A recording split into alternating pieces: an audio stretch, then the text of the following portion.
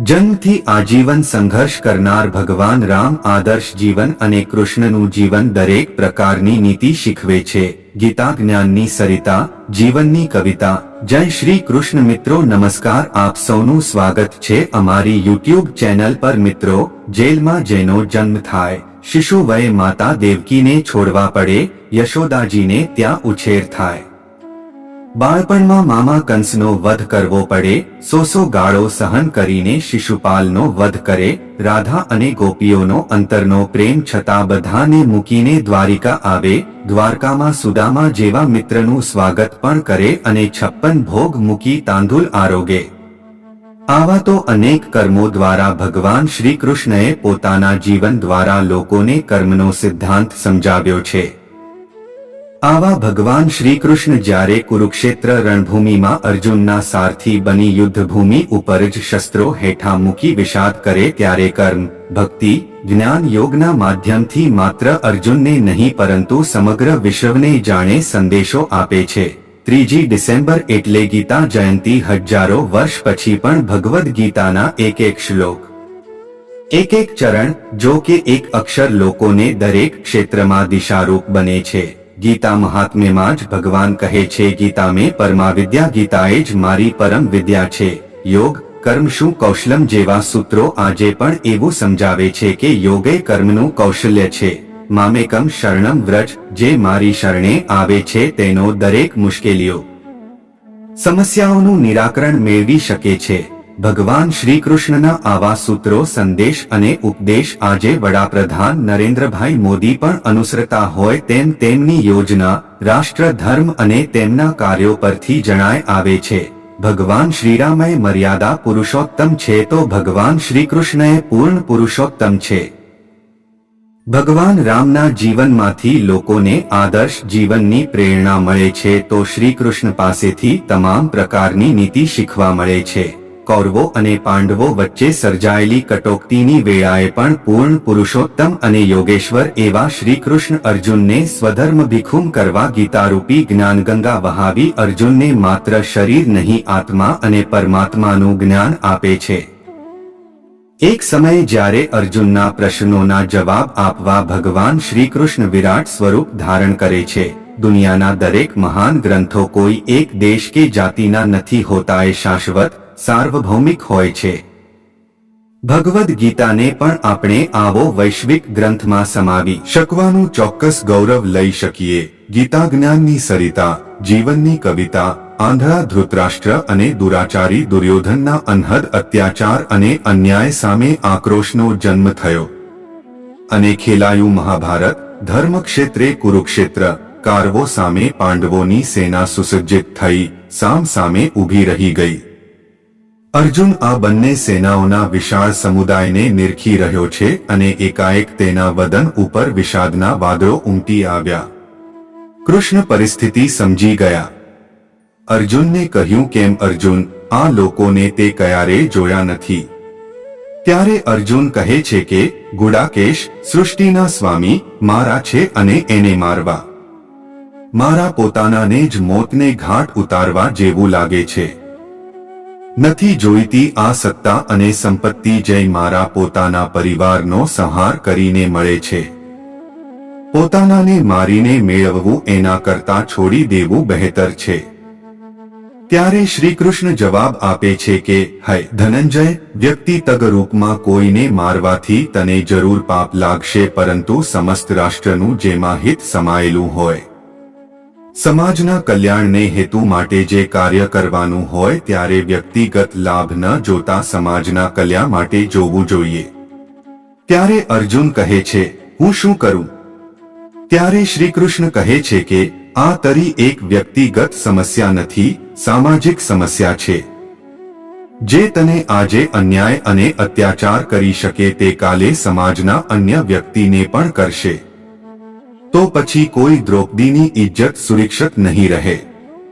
તો બદલો લેવાની ભાવનાથી નહીં પણ સમાજના સુરક્ષા માટે યુદ્ધ કર.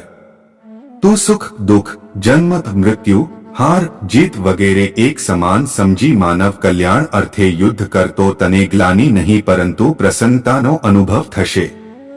અર્જુન કહે છે કે એ તો બરાબર છે, પરંતુ મારા વડીલો ગુરુઓ સામે હું હથિયાર કેમ ઉપાડું? કૃષ્ણ કહે છે કે આ તારો મોહ છે. જન્મ અને મૃત્યુ તો થવાનું જ છે. મૃત્યુ એ તો જૂના વસ્ત્રો કાઢી નવા વસ્ત્રો પહેરવા સમાન છે. તું સ્વાર્થભાવ વગર કર્મ કર. કર્મ કરવું એ માનવ ધર્મ છે. તું સ્થિતપ્રજ્ઞ થઈને યુદ્ધ કરે. આ માટે કદાચ નરકમાં જવું પડે તો નરક પણ નંદનવન જેવું લાગે છે. માટે નિર્બળતા છોડી સમાના હિત માટે યુદ્ધ કર. કૌરવો અને પાંડવો વચ્ચે સર્જાયેલી અકલ્પ્ય કટોકટીની પળોમાં પૂર્ણ પુરુષોત્તમ અને પરમ યોગેશ્વર શ્રીકૃષ્ણે અર્જુન તે સ્વધર્મભિમુખ કરવા કુરુક્ષેત્રના મેદાનમાં વહાવેલી ગુહ્યતમ જ્ઞાનગંગા એટલે આ ગીતા, જેનો પ્રવાહ આજે પણ એવો જ દરેકને નવ પલ્લવિત કરી રહ્યો છે. પ્રત્યેક શુદ્ધ હૃદય નર દિવ્ય ચેતના શક્તિ વિશ્વ કલ્યાણની જ ભાવના રાખનાર અને તે માટે જ્ઞાનબોધ અર્પવાર નારાયણ નો સુંદરતમ દિવ્ય સંવાદ સંયમ જ્ઞાન ગુટિકા એટલે ભગવદ્ ગીતા. દુનિયાના દરેક મહાન ગ્રંથો કોઈ એક દેશ કે જાતિના નથી. તે શાશ્વત અને સાર્વભૌમિક છે. ભગવદ્ ગીતા આ શ્રેણીના ધર્મગ્રંથમાં આવેલ છે. તે ફક્ત હિન્દુઓની જ નથી, સમગ્ર માનવ જાતની છે. ગીતા સંદેશ આજે પણ એટલો જ ઉપયોગી છે જેટલો સદીઓ પહેલા હતો, જ્યારથી મનુષ્ય પૃથ્વી પર આવે છે.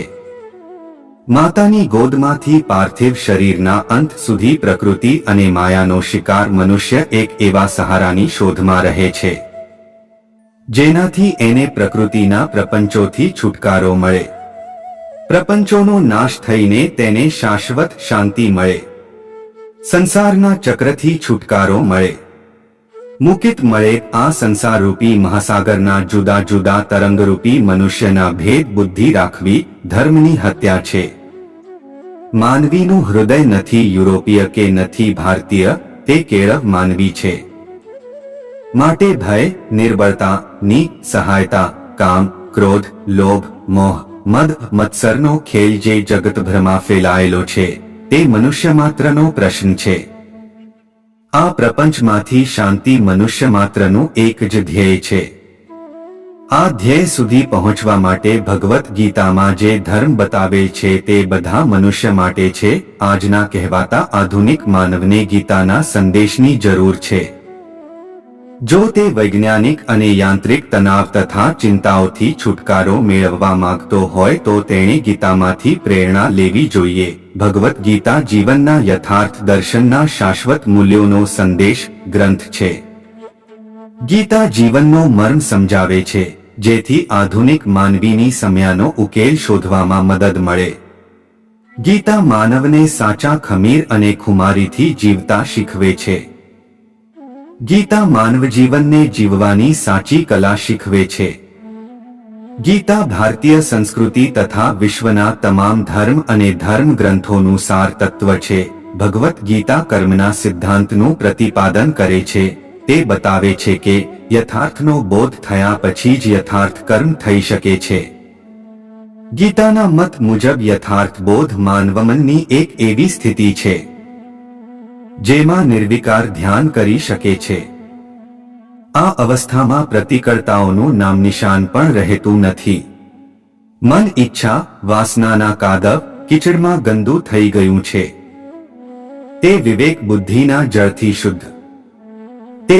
બુદ્ધિના જળથી શુદ્ધ થઈ ઝળહળી ઉઠે છે. બીજા શબ્દોમાં કહીએ તો બુદ્ધિ અને માનવમાંથી અતિમાનસ તરફ લઈ જાય છે. અહીં પ્રશ્ન ઉદ્ભવે છે કે શું ગીતા મનુષ્યને આધ્યાત્મકના માર્ગ પર ચાલવા માટે દુનિયાદારી છોડવાનું કહે છે? શું ગીતા મનુષ્યને કર્મનો ત્યાગ કરવાની સલાહ આપે છે? અહીં ગીતાના સંદેશની શ્રેષ્ઠતાની પરાકાષ્ઠા તો જુઓ. તે કહે છે કે આધ્યાત્મિક લક્ષ્યની શોધ જીવનના રોજબરોજના વ્યવહારમાં કરવી જોઈએ. કર્મથી દૂર ભાગ્યા વગર દરેક કામ સારી રીતે કરીને દરેક મનુષ્ય આત્મજ્ઞાન પ્રાપ્ત કરી શકે છે. મનુષ્ય યથાર્થ કર્મ કેવી રીતે જાણે? ગીતા આપણને બતાવે છે કે મનુષ્ય જ્યારે પોતાને પ્રતિક્રિયાથી મુક્ત કરે છે ત્યારે તે ઊંડી ગૂઢ નિષ્ક્રિયતાની અનુભૂતિ કરે છે. નિષ્ક્રિયતા અથવા અકર્મજ અથવા ક્રિયા કરવા માટેની ઉત્તમ પૃષ્ઠભૂમિ છે. કર્મ યથાર્થ હોવું જોઈએ અને ક્રિયા પોતાના વ્યક્તિગત વિચારોથી મુક્ત હોવી જોઈએ. આ છે યથાર્થ કર્મના સંબંધમાં ગીતાનો જવાબ. વ્યક્તિનું આધ્યાત્મિક પુનરુત્થાન થશે તો જ સુખી સમાજની રચના થશે. માનવમાં પ્રાણ ફૂંકનારો અને શકિત આપનારો આ એક એવો શાશ્વત સંદેશ છે જે યુગોયુગો સુધી ધ્રુવ તારાની જેમ માનવજાતિને માર્ગદર્શન આપતો રહેશે. ગીતાનો સંદેશ સમસ્ત માનવજત માટે છે. ગીતાનો સંદેશ ભગવાન શ્રી કૃષ્ણે અર્જુનને સંભળાવ્યો હતો, પરંતુ તે દ્રષ્ટિકોણથી ઊંચા ઉડીને જઈએ તો આ સંદેશ બધા માનવો આત્મા માટે છે, જે બધાના અંતરમાં જ્ઞાનરૂપથી રહેલ છે.